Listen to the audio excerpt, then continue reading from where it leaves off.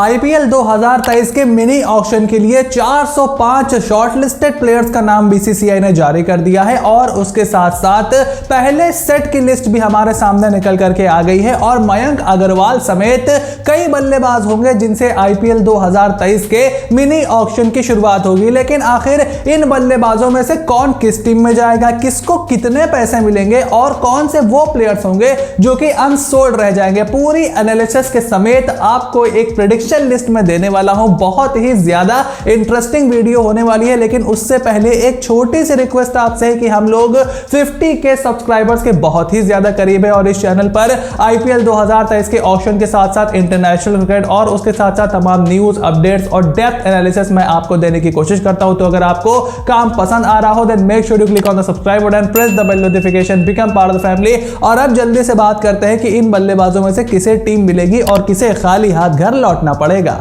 IPL 2023 के auction में जिस प्लेयर का सबसे पहले नाम आएगा from set number 1 will be Mayank Agarwal. और मयंक अग्रवाल का 1 करोड़ बेस प्राइस है और मेरे हिसाब से 4 से 5 करोड़ में ही उनकी बोली लगेगी। और लखनऊ सुपर जायंट्स के साथ सनराइजर्स हैदराबाद वो टीम हो सकती है जो कि मयंक अग्रवाल को अपनी स्क्वाड में शामिल कर ले। अब देखिए, मैंने एक मोस्ट एक्सपेंसिव प्लेयर्स की लिस्ट की थी, मैंने एक वीडियो जिसमें मैंने आपको बताया था कि मयंक अग्रवाल इस मिनी ऑक्शन के सबसे एक्सपेंसिव प्लेयर बन सकते हैं या फिर टॉप 3 में तो वो जरूर रहने वाले हैं। लेकिन अब पासा यहां पर पलट गया है क्योंकि मयंक अग्रवाल का नाम मिनी ऑक्शन में सबसे पहले आने वाला है। और जो हमारा सेट नंबर 2 है जिसके बारे में हम अगली वीडियो में बात करेंगे कि उसमें कौन किस टीम में जाएगा और कितने पैसे मिलेंगे, उसमें बड़े मार्की प्लेयर जो कि इस मिनी ऑक्शन के सबसे पॉपुलर प्लेयर्स हैं लाइक बेन स्टोक्स, ग्रीन, करन, उनका नाम आने वाला है। तो फ्रेंचाइजीज क्या करती हैं, ऐसे में पैसे बचा करके रखना चाहती हैं। और मयंक अग्रवाल इतने छोटे प्लेयर भी नहीं है कि वो आपको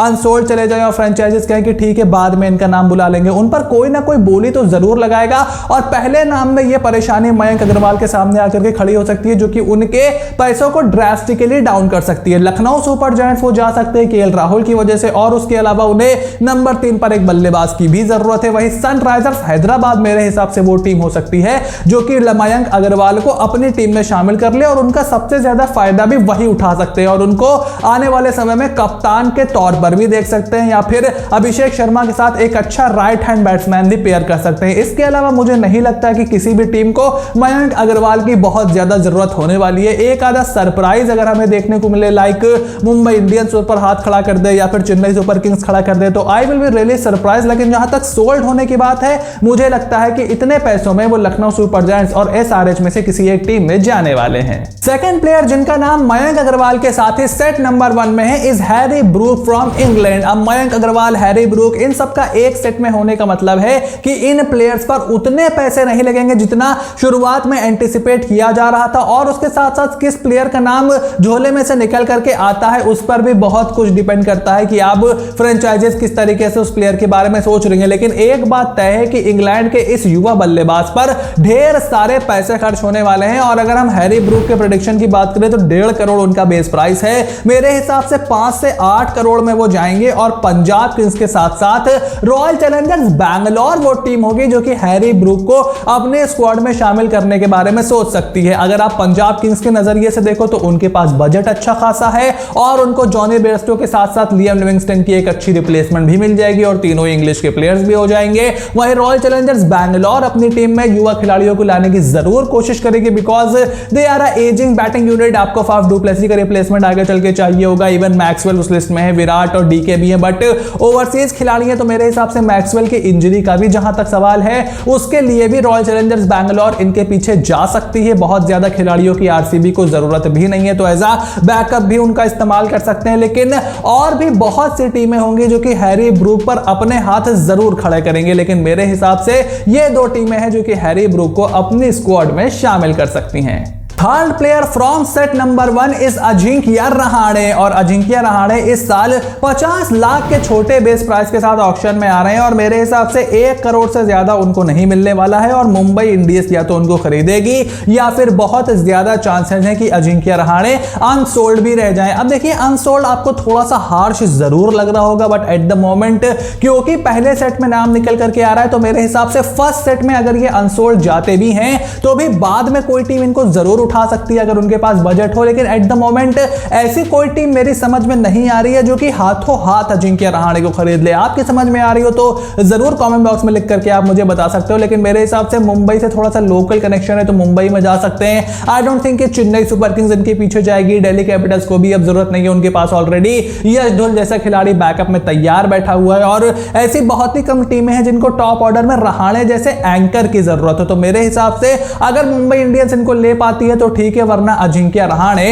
could go unsold at least in the first round of mini auction 2023। Fourth player from set number 1 जो आईपीएल 2023 में इस बार तशरीफ ला रहे हैं इस इंग्लैंड जो रूट, और जो रूट 1 करोड़ के बेस प्राइस के साथ ऑक्शन में आएंगे और मेरे हिसाब से 1 से 3 करोड़ ही उनकी प्राइस पहुंचेगी। और चेन्नई सुपर किंग्स में अगर वो जाते हैं तो ठीक है, वरना he could also go unsold. अब चेन्नई सुपर किंग्स जो रूट को क्यों ले सकती है? देखिए, इसके पीछे ये नहीं है कि सीएसके के तरीके के वो प्लेयर हैं, उस एज ब्रैकेट में आते हैं, वो सब नहीं। चेन्नई सुपर किंग्स उनको टैक्टिकली ले सकती है, बिकॉज देखिए आपको वो थोड़ा बहुत एंकर करके दे सकते हैं। आप चेपॉक की धीमी विकेट्स पर खेलोगे तो नंबर 3 नंबर 4 पर आप उनको खिला सकते हो। और उसके अलावा अगर मोइन अली आपकी प्लेइंग 11 में नहीं बैठते, कोई इंजरी वगैरह का इशू आता है, तो एक थोड़ा सा ऑफ स्पिन भी करके आपको दे सकते हैं। और स्पिनर्स पर वो स्वीप लगा करके, कदमों का इस्तेमाल करके अच्छी बल्लेबाजी करते हैं। और मेरा हमेशा से मानना है कि अगर उन्होंने टी20 क्रिकेट और ज्यादा खेली होती, टेस्ट क्रिकेट पर फोकस करने की वजह से उन्होंने टी20 इंटरनेशनल से हाथ नहीं खींचा होता, तो आज वो केन विलियमसन या विराट कोहली के टक्कर के प्लेयर बन सकते थे, बिकॉज उनका बैकफुट गेम बहुत ही सॉलिड है। लेकिन अब ऑब्वियसली उनकी थोड़ी सी एज बढ़ चुकी है, बहुत ज्यादा टेस्ट क्रिकेट पर फोकस किया है, तो टी20 फॉर्मेट को खेलने का अब वो तरीका जो रूट को नहीं मालूम है। लेकिन एट द मोमेंट जो रूट अगर किसी टीम में जा सकते हैं तो वो है चेन्नई सुपर किंग्स। अदरवाइज और भी कोई टीम हो सकती है जो शायद उन पर थोड़ी सी ब्रांड वैल्यू के लिए हाथ खड़ा कर दे, लेकिन चेन्नई सुपर किंग्स में अगर वो नहीं जाते हैं तो I will not be surprise अगर वो हो जाते हैं अनसोल्ड।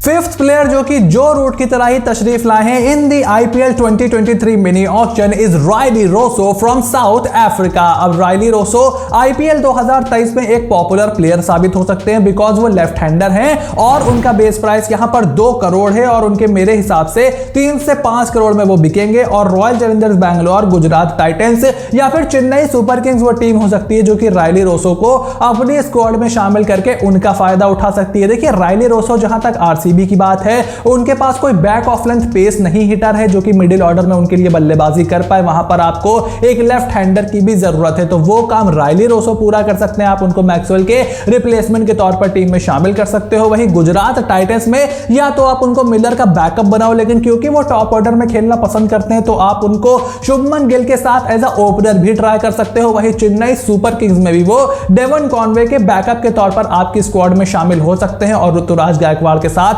ओपन करने की कोशिश कर सकते हैं, बिकॉज अगर वहां पर डेवन कॉनवे नहीं होते तो रायली रोसो, ऋतुराज, एक आपको थोड़ा लाइक टू लाइक रिप्लेसमेंट मिल जाता है डेवन कॉनवे का। हालांकि कॉनवे आपके बैकअप कीपर जरूर है, लेकिन जब तक धोनी वहां पर है तब तक आप रायली रोसो से फायदा उठा सकते हो। इसके अलावा हो सकता है एसआरएच उनकी तरफ चली जाए, पंजाब किंग्स उनकी तरफ चली जाए, कोई भी टीम उनकी तरफ जा सकती है। बट मेरे हिसाब से ये 3 ऐसी टीमें हैं जो कि रायली रोसो को अपने स्क्वाड में शामिल करके फायदा उठा सकती है। And I will not be surprise अगर इन्हीं तीनों टीमों में से किसी एक में वो जगह बनाए।